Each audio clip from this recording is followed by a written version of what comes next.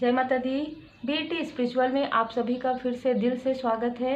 Divine guidance में क्या है आपके लिए हम देखते हैं। देखिए, जनरल रीडिंग होता है तो जितना रिजोनेट आपसे करता है उतना ही रखिए, नहीं करता है तो किसी और से रिजोनेट करेगा। कुछ पार्ट आपसे रिजोनेट कर सकता है। दूसरी बात, ये जनरल रीडिंग है तो हो सकता है ये वीडियो आपके लिए नहीं है, कोई और वीडियो आपके लिए हो। लेकिन डिवाइन गाइडेंस है तो अगर आप सुनेंगे, अगर रेमेडी आपको लगता है कि आपसे रिजोनेट करता है, अगर कुछ रेमेडी आप कर सकते हैं तो ज़रूर कीजिए। तो हम यहाँ से कार्ड्स लेंगे। बिल्कुल कुछ ऐसी स्टक स्थिति तो नज़र आ रहा है, ख़ास तौर पर इमोशनल और फाइनेंशियल।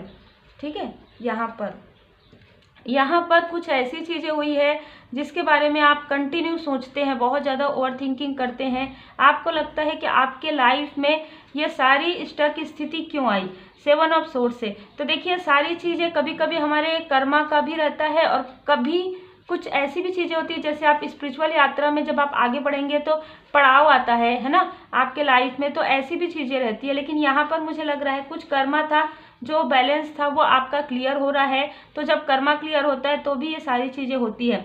7 ऑफ सोर्ड से किसी ने आपसे कुछ झूठ कहा या फिर बातें छुपाया या कुछ ऐसी चीज़ें जो आपके दिल को दुखाने वाली बातें थी, है ना। लेकिन आपके लिए यहाँ पर हैप्पी फैमिली का कार्ड आ गया है, 10 ऑफ कप्स का। तो आपकी जो विश है, आपने जो मन लगाकर कार्य किया है, उसके बाद आपने सब कुछ परमात्मा जी पर छोड़ दिया। तो यहाँ पर डिवाइन गाइडेंस है कि आप जितना ज़्यादा नेक कर्मा करेंगे, जितना अपने कर्मा को गुड करेंगे, जितना अपने थॉट को पॉजिटिव रखेंगे, जितना ही आप लोगों के लिए जो नीडी पीपल है उनके लिए कार्य करेंगे, जितना आप लोगों को माफ़ करना सीखेंगे, उतना ही आपके लाइफ में ये सारी चीज़ें कई गुना होकर आएंगी। जो कुछ भी हो चुका है उसको आपको छोड़ने के लिए यहाँ पर कहा जा रहा है, रिलीज़ कर दीजिए। यदि आपके माइंड में, आपके थॉट में कुछ ऐसी चीज़ें हैं जो बिल्कुल रहती है, अगर पास्ट की कुछ चीज़ें हैं जो काफ़ी पास्ट की है, इसने मुझे ऐसा कहा, उसने मुझे ऐसा कहा, तो ये सारी चीज़ों को आपको छोड़ने के लिए कहा जा रहा है। क्योंकि पेज ऑफ सोर्स ये सारी चीज़ें इनमैच्योर चीज़ें हैं, इन सारी चीज़ों को लेकर आप आगे नहीं बढ़ सकते। तो बिल्कुल ये लग रहा है यहाँ पर। और यहाँ पर मुझे जो राशि नज़र आ रहा है वो है जल तत्व और वायु तत्व की जो राशियाँ हैं वो ज़्यादा हो सकता है, या आपका हो सकता है या किसी और का हो सकता है। ये सारी स्टक स्थिति से आप पार निकलने वाले हैं, बाहर निकलने वाले हैं, वो भी डिवाइन जी की ब्लेसिंग से, किसी के मार्गदर्शन से। अब आपको ये पहचानना होगा कि किनका मार्गदर्शन है ना, किनका आप जितना ज़्यादा परमात्मा जी के शरण में हैं तो आपको किनका मार्गदर्शन ज़्यादा मिल रहा है, आप किनके मार्गदर्शन पर आपको चलना चाहिए। ये सारी चीज़ें आपके खुद के, आपके माइंड में आएंगी ये सारी चीज़ें, क्योंकि कहीं ना कहीं दी वर्ड का कार्ड है। तो आपको हो सकता है कि आप इनको नहीं जानते, लेकिन दी वर्ड से ऑनलाइन के द्वारा, इंटरनेट के द्वारा आपको कोई ऐसी चीज़ें प्राप्त होंगी, आपको कुछ ऐसे मार्गदर्शक मिलेंगे।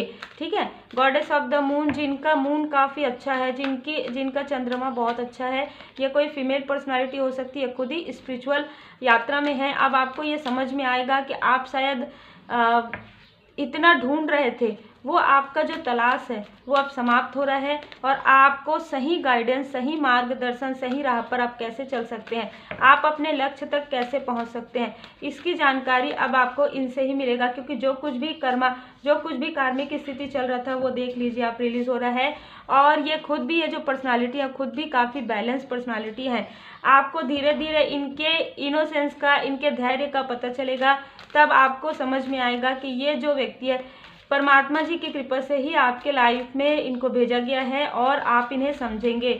द टेम्पल पाथ से आप भी स्पिरिचुअल यात्रा में है, इस वजह से ये जो पर्सन है वो आपकी मदद कर सकते हैं पूरी तरीके से, क्योंकि इन्होंने वो सारे पड़ाव पार किए हैं, है ना। जो यहाँ पर जो होता है स्पिरिचुअल यात्रा में, इनके ऊपर परमात्मा जी की असीम कृपा है। यहाँ पर कहा जा रहा है आपको संतुलन बनाने के लिए, बैलेंस रहने के लिए कहा जा रहा है। आपको अपने मटेरियल लाइफ में, अपने स्पिरिचुअल लाइफ में बैलेंस बनाकर चलना है।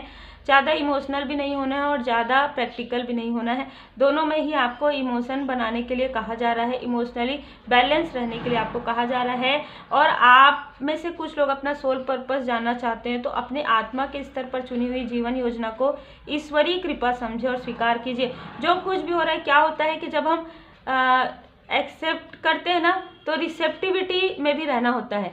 मतलब हम जब किसी स्थिति को एक्सेप्ट कर लेते हैं, हाँ ये मेरे साथ हो रहा है, आज मेरे साथ ऐसा हो रहा है, तो कल मैं इतना अच्छा कार्य करूँ, इतना अच्छा कर्म करूँ कि मेरे साथ कल बहुत अच्छा हो। परमात्मा जी की कृपा से मैं इतना परमात्मा जी के शरण में रहूँ, इतना ज़्यादा भरोसा करूँ और इतना ज़्यादा मैं ध्यान योग मेडिटेशन करूँ, हीलिंग करूँ कि मेरे सारे वुंड्स जो है हील हो जाए। इस तरीके की एनर्जी आप में से कई लोगों की है, जिनकी एनर्जी है उन्हीं के लिए रीडिंग है।